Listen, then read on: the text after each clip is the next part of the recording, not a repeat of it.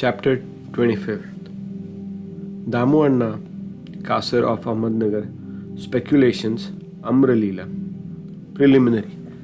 We begin this chapter with prostration with our 8 limbs to Saibaba, who is Ocean of Mercy, the God incarnate, the Parabrahma, and the great Yogeshwara, Lord of Yoga. Victory be unto Sai Baba, who is the crushed jewel of the saint and abode of all auspicious things, our Atmaram self, and the sole refuge of the devotees. We prostrate ourselves before him who has attained the aim and end of life. Sai Baba is always full of mercy. What is wanted on our part is wholehearted devotion to him. When a devotee has got firm faith and devotion, his wishes are soon fulfilled. When the desires arose in the mind of Hemad Panta to write the life of Leelas of Sai Baba, he immediately got it written by him. When the order to keep memos was given, Hemad Panta was inspired and his intellect got strength and boldness to undertake and finish the work. He was not, as he always qualified to write the work, but the gracious blessing of Baba enabled him to complete the undertaking, and thus you have this SatCharitra, which is chestin or a Somakant jewel, from which nectar in the form of Sai Leela oozes out for the readers to drink to their heart's content. Whenever a devotee had complete and wholehearted devotion to Sai Baba, all calamities and dangers were warded off and his welfare attended to by Baba. The story of Damodar Swalaram Rasane of Kasar of Ahmednagar, now of Pune, alias Damu Anna, illustrating the above statement is given below. Damu Anna. The reader are aware that a mention of this gentleman was made in the 6th chapter regarding the celebration of Ramnami festival in Shirdi. He went to Shirdi about the year 1895 AD when the Ramnami Utsav celebration began, and since that time he has been providing an ornamental flag for that occasion every year. He also feeds the poor and the fakirs who come there for the festival. His speculation, cotton trading. A Mumbai friend of Damu Anna wrote to him they would do some cotton speculation business in partnership, which would bring them about 2 lakh of rupees as profit. Damu Anna says in his statement about the year 1936 to Mr. B.V. Narasimha Swami that the proposal about speculating at Mumbai in cotton was from a broker who was not to be partner, and that he, Damu Anna, was to be sole adventurer. Vide page 75 of Devotee's Experience Part 2. The broker wrote that business was good and involved no risk and that the opportunity should not be lost. Damu Anna was vacillating.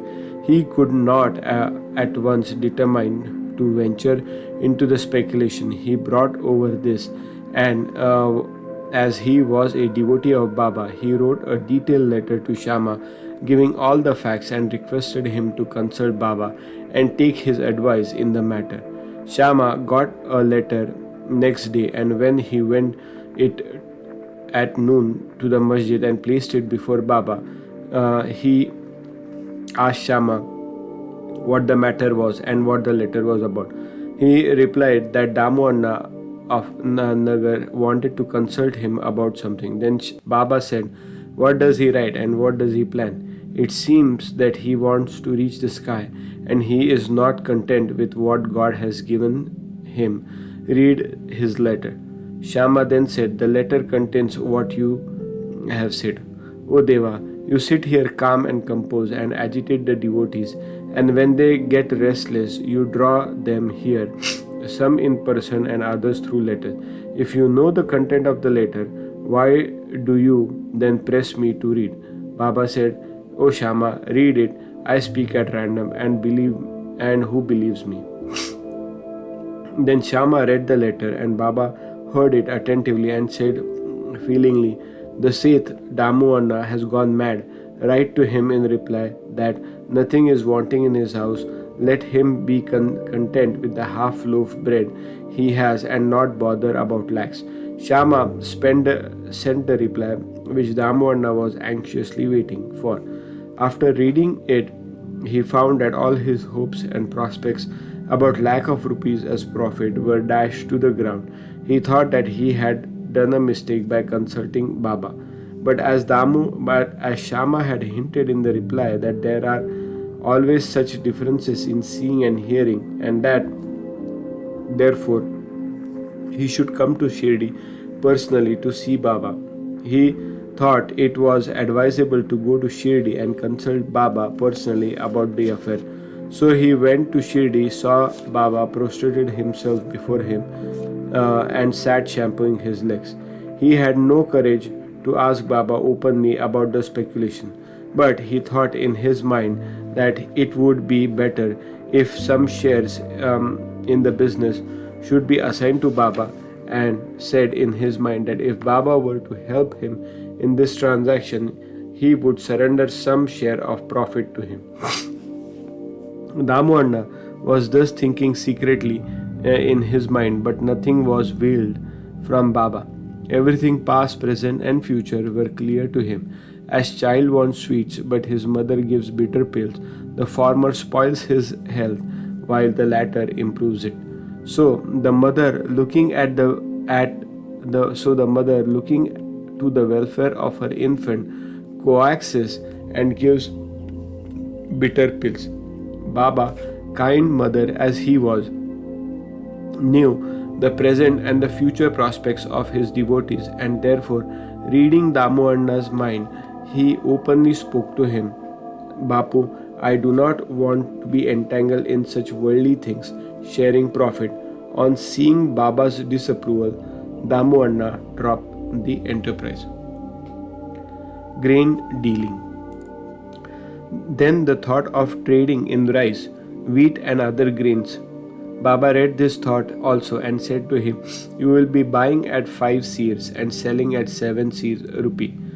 So, this business were also given up. The rise in the prices of grain were kept up for some time, and Baba's prophecy seemed to be falsified. But in a month or two, there was abundant rain everywhere, and the prices suddenly fell down. And therefore, those who stored grains suffered a severe losses. Damu Anna was saved from this fate.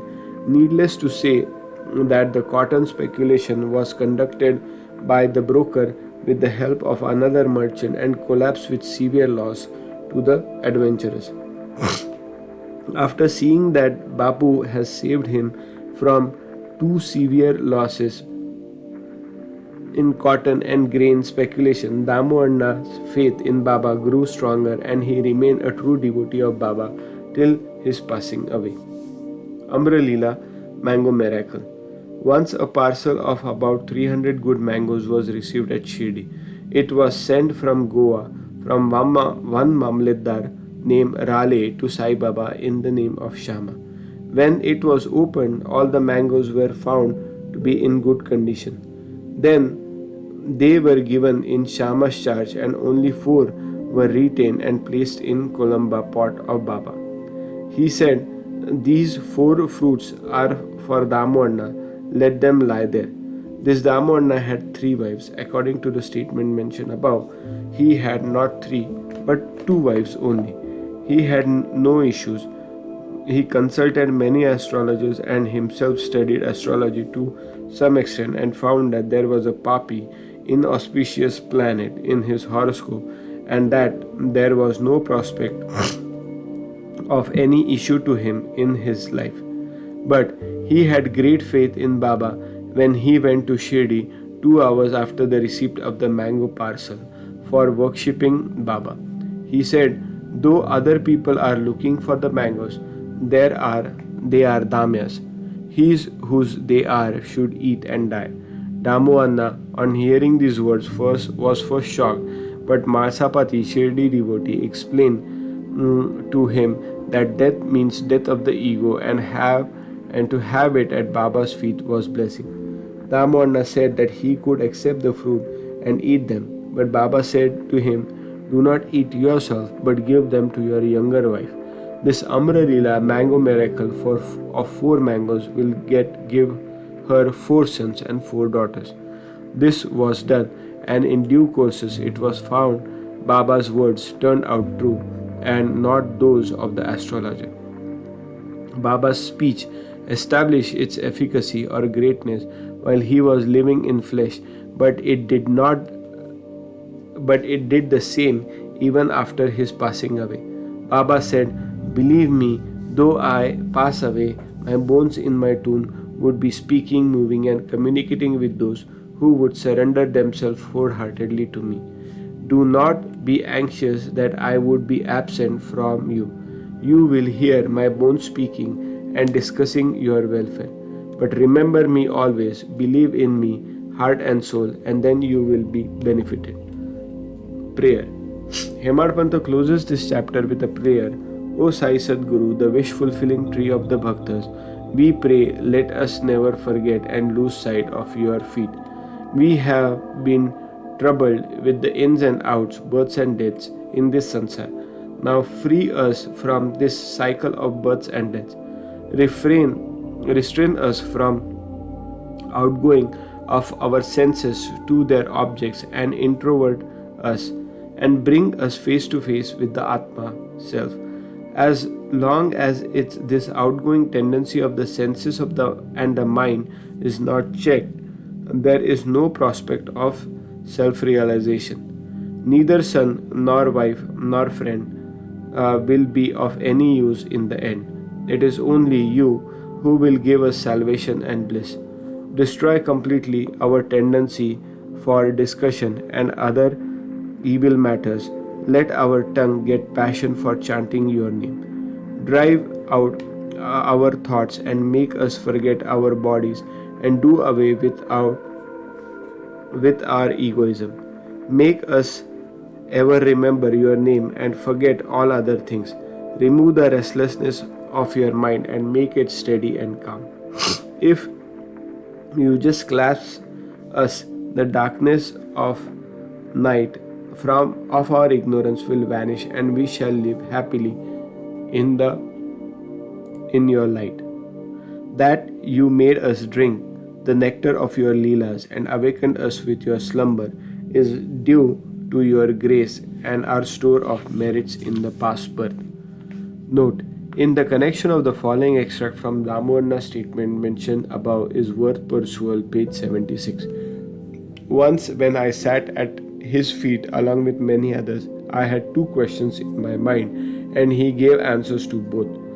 There are so many crowdings to Sai Baba. Do they all get benefit from him? To this he replied, look at the mango tree in blossom. If all the flowers became fruit, what a splendid crop it would be. But do they? Most fall off either as flowers or as unripe fruits by wind, etc. Very few remain. The second question was about myself. If Baba were to pass away, how hopelessly adrift I would be, and how am I to fare then? To this, Baba answered that he would be with me whenever and wherever I thought of him. That promise he had kept up before 1918 has been keeping up after 1918. He is still with me. He is still guiding me. This was about 1910-11 when brothers separated from me and my sister died and there was a theft and police inquiry. All these incidences made me very disturbed. When my sister died, my friend was much upset. I did not care for life enjoyment. When I went to Baba, he pacified me with his updesh and made me eat a fresh feast of Puran Puri at Appa Kulkarni's house. There was a theft in my house. A 30-year-old friend of mine stole my wife's jewel box, including her auspicious nose ring. I wept before Baba's photo. The next day, the man returned the jewel box and asked for pardon. Bow to Shri Sai.